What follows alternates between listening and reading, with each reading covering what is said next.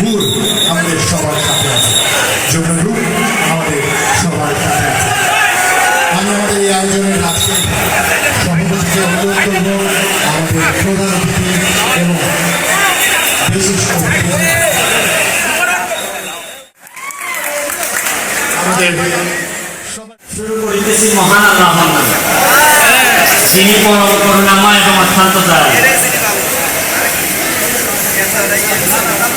শুনেন, সবাই এমপি হয়, অনেকেই এমপি হয়, কিন্তু সব এমপি কপালে যমুনা জুটে না। আমি এমন ভাগ্যবান এমপি যে আমার কপালে যমুনা জুটছে। আর আমি, আপনারা বলেন যে কিসের জন্য এত আমার আত্মবিশ্বাস, কিসের জন্য সারা বাংলাদেশে আমি বুক ফুলিয়ে কথা বলি? কারণ আমি জানি যে আমার এলাকায় যমুনা আছে, বিপদে পড়লে যমুনা আমার পিছে, আমার পাশে দাঁড়াবে। আমি শুরুতে আত্মার মাগফিরাত কামনা করি আমাদের বাবুল সাহেব, নুরুল ইসলাম বাবুল সাহেবের, যে আমার একটা ইচ্ছা ছিল উনি জীবিত থাকতে আমি যদি এই জায়গায় এমপি হইতাম, হয়তো ওনার সাথে আমার দেখা হতো। অনেক অবদান আছে ওনার বাংলাদেশে অর্থনীতিতে। যাই হোক, আমি যে জায়গায় বসি সংসদে, এইটার সামনের সিটে বসে আছেন কে সালমা ইসলাম, আমাদের মাননীয় এমপি, উনি বসেন। এবং এই কারণে আমরা অনেকটাই পাশাপাশি। তবে ভালো লাগতেছে যে নুরুল ইসলাম বাবুল সাহেবের বীর মুক্তিযোদ্ধা, ওনার প্রজন্ম উত্তরাধিকার, তারা আমাদের এলাকায় আছেন এবং তাদের সাথে যে আমি আজকে বসতে পারছি, এইটা আমি মনে করি আমার জন্য অনেকটা সম্মানের।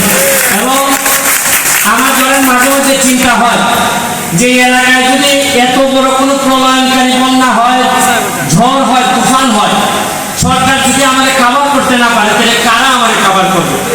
যে দুই একটা কোম্পানির নাম আমার মনে হয়, এর মধ্যে যমুনা একটা, এদিকে আবার বাদশা একটা, আমার কাছে মনে হয়। আমি জানেন যে বাদশা কোম্পানির কাছে গিয়ে আমি বলছিলাম যে আমার কিছু চারা দেন, উনি আমার 20,000 আমের চারা দিচ্ছে। বিশ্বাস করেন, এই আপনাদের জন্য আজকে আসার সময় আমি তো অতিথি হিসাবে আসছি, কি আনবো, মিষ্টি তো আনতে পারে না, এই জন্য 1,000 আমের চারা নিয়েছি আপনাদের জন্য। যাওয়ার সময় একটা করে আমের চারা নিয়ে যাবেন। এগুলো বগুড়ার আমের চারা, আম যেভাবে মিষ্টি হবে, আমার একটা বিশ্বাস, আজকে যারা জিতিয়ে 5 পাইছেন, তারা ওই ধরনের আম গাছ যারা বড় হয় আমাদেরকে মিষ্টি করবেন, আমাদেরকে মিষ্টি দেবেন। আমি আমার ছোট ভাই আইমান সাদিক, ও বলবে আপনাদেরকে কথা, ও আমার আসলে রক্তের হয়তো আমার সম্পর্ক আপন ভাই না, কিন্তু আদর্শের জায়গায় আমরা এক জায়গায় কাজ করি। আমরা বঙ্গবন্ধুর সোনার বাংলার জন্য যা যা করা দরকার নিজেদের পক্ষ থেকে আমরা সর্বোচ্চ করার চেষ্টা করতেছি। আমি আমার এলাকায় তাকে স্বাগতম জানাচ্ছি। আমি বক্তব্য লম্বা করবো না, আমাদের হেলিকপ্টারও চলে যাবে, আমার একটা জানাজা আছে, আমি জানাজা অ্যাটেন্ড করতে হবে। শুধু আপনাদেরকে একটা কথা বলি, আপনারা যারা জিপিএ 5 নিয়ে এখানে আসছেন, 1900 স্কুলের লোকজন আসছেন, আপনারা কারা জানেন? আমার যদি কেউ জিজ্ঞেস করে আপনার কাছ থেকে এমপি পদটা নিবে, যে কে হবে আমার পরে এমপি, কে এসে আমাকে বলতে যে ব্যারিস্টার সাহেব হয়েছে, বয়স হয়েছে, এখন যান, আমি আমার যোগ্যতা সম্পূর্ণ আমি এমপি হব। আমার একটা বিশ্বাস, ওই 19টা স্কুলের কেউ না কেউ আমাকে বিদায় দিবে। আমি আপনাকে স্বাগতম এখনই জানাচ্ছি। আমার একটা বিশ্বাস, আমার ছেলে মেয়ে আমার কাছ থেকে এমপি পদ দিয়ে যতটুকু খুশি হব, তার চেয়ে বেশি খুশি হব। রক্তের উত্তরাধিকার না, সক্ষমতার উত্তরাধিকার থেকে যদি আপনারা কেউ এমপি হন, আমি আপনাদের জন্য দোয়া করে দিয়ে যাচ্ছি, যমুনার জন্য দোয়া করে যাই। আপনারা যত বড় হবেন, তত আমার কেন জানি আত্মবিশ্বাস বাড়বে। আমি কখনো এমন কোন এমপি না যা এসে বলবো যে ভাই আমারও একটু ভাগ করুন, এই টাইপের এমপি আমি না।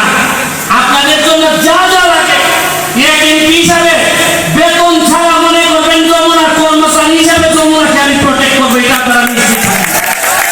এবং কেন বলবো, আমার স্বার্থ কি? কারণ যমুনা যদি ভালো থাকে, যমুনা যদি বেঁচে থাকে, তাইলে তো আমার যে দায়িত্ব, 100টা ছেলে মেয়েরে পাঠায় বলতে পারবো, ম্যাডাম বা বলতে পারবো স্বামী ভাই এদেরকে একটু চাকরি দেন। চাকরি তো আপনি দিচ্ছেন, আমি তো আপনাদের কাছে ঋণগ্রস্ত এমপি হিসাবে যে দায়িত্ব আমার নেওয়ার কথা, আপনারা আমার লোককে চাকরি দিয়ে আমাকে আপনারা দায়মুক্ত করছেন, এই জন্য সবসময় এমপি হিসাবে আমি আপনাদের কাছে কৃতজ্ঞ থাকবো। সাংবাদিক বৃন্দ আসছেন, আপনাদেরকে মানে